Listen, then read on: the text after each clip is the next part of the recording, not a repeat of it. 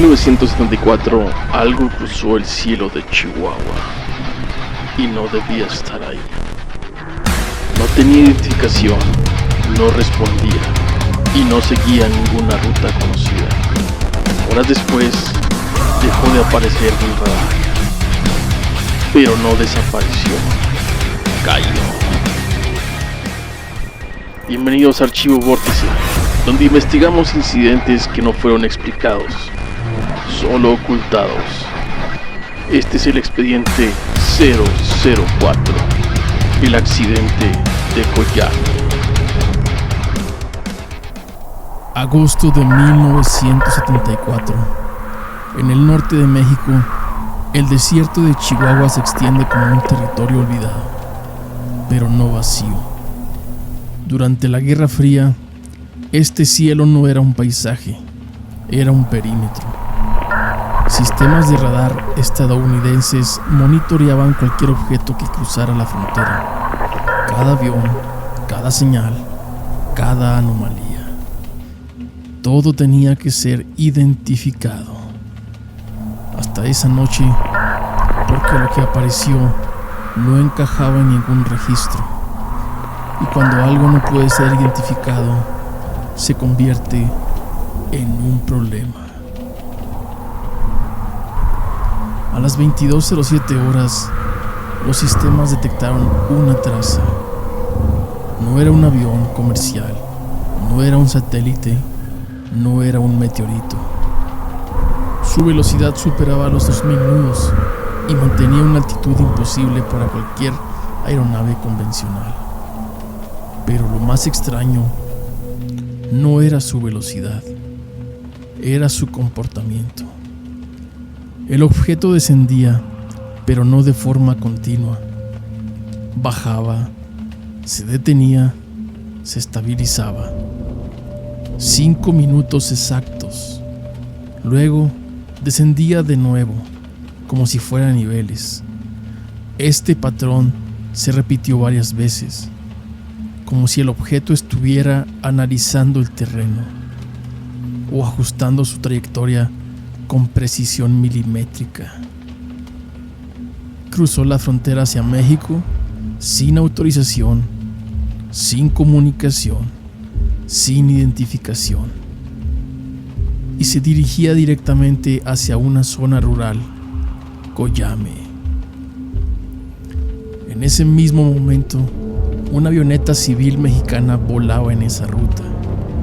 Un vuelo sencillo, sin incidentes reportados, hasta que ambos objetos coincidieron en el mismo punto.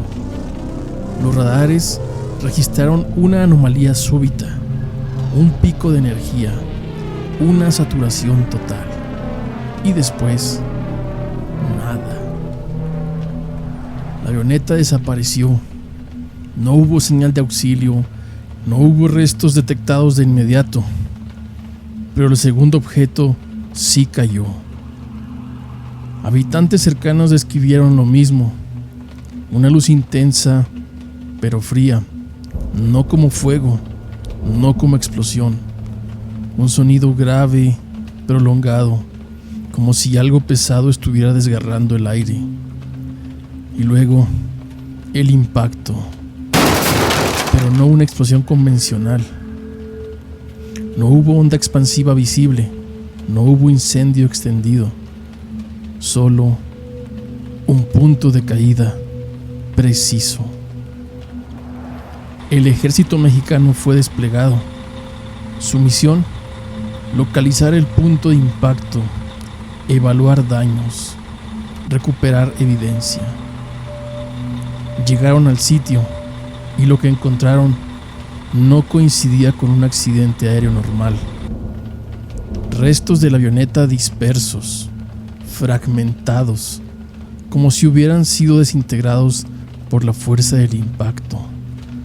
Pero el otro objeto seguía ahí, parcialmente incrustado en la tierra, estructura metálica, sin marcas visibles, sin identificación.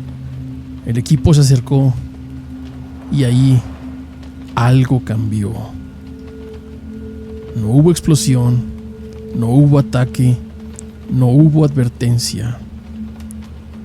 Días después, cuando otro equipo llegó al lugar, encontraron la escena intacta.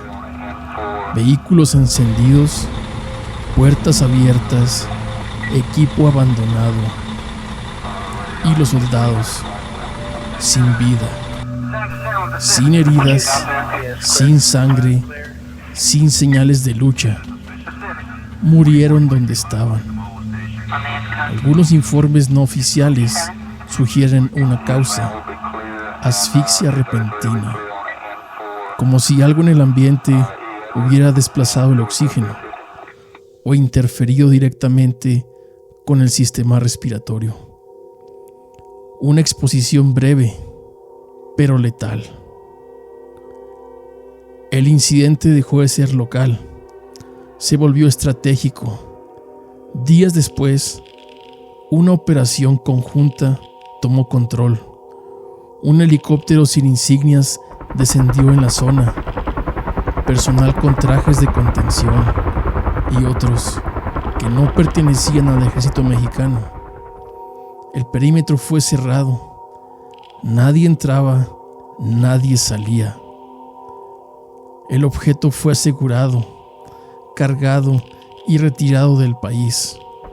Destino desconocido oficialmente, pero múltiples versiones apuntan a instalaciones militares en Estados Unidos. Aquí es donde comienzan las versiones más inquietantes. Algunos reportes filtrados, nunca confirmados, hablan de que el objeto no estaba vacío.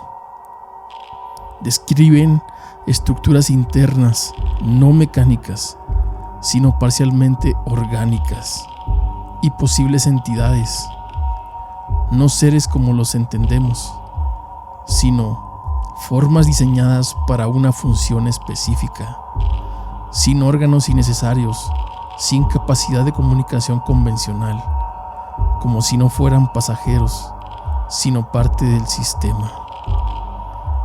El incidente de Koyame nunca fue reconocido oficialmente.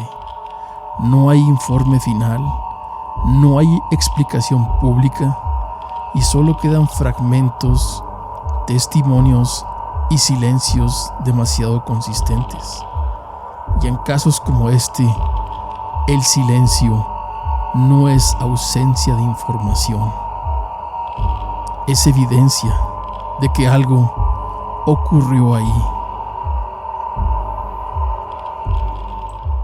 Lo que ocurrió después entra en un terreno más difícil de verificar, pero también más difícil de ignorar.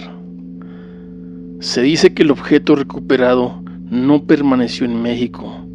Algunos investigadores independientes apuntan a una instalación específica, Wright-Patterson Air Force Base, una base rodeada de décadas de especulación. Dentro de esas versiones aparece un nombre recurrente, el llamado Hangar 18, un supuesto espacio donde tecnología no convencional habría sido analizada. Según estos relatos, el objeto de Koyame no fue tratado como un simple artefacto, sino como algo que debía ser comprendido, no por lo que era, sino por lo que podía ser. Algunas versiones más extremas hablan de sistemas que no utilizaban combustible convencional, sino algún tipo de interacción aún no entendida con sus operadores. Nada de esto ha sido confirmado, pero la consistencia de estas historias ha mantenido vivo el tema durante décadas. Pero el rastro no termina en el objeto. Habitantes de Koyame recuerdan algo más: presencias. Durante años, vehículos sin identificación recorrieron la zona, personas que hacían preguntas específicas, que sabían quién había visto qué. Algunos testigos aseguran que fotografías fueron retiradas, que grabaciones desaparecieron y que ciertos temas dejaron de mencionarse, no por olvido, sino por decisión. Y luego, están los reportes más perturbadores. Documentos no verificados y supuestas filtraciones, relatos indirectos, describen que el objeto no estaba vacío, que en su interior había estructuras y posiblemente formas biológicas, entidades sin funciones básicas para sobrevivir por sí mismas, sin sistema digestivo, sin capacidad de emitir sonido, como si no hubieran sido diseñadas para vivir, sino para cumplir una tarea: operar. Estas versiones van más allá. Sugieren que el verdadero riesgo no era el impacto, sino lo que el objeto podía contener. Pero hasta hoy no existe evidencia pública que confirme estas afirmaciones.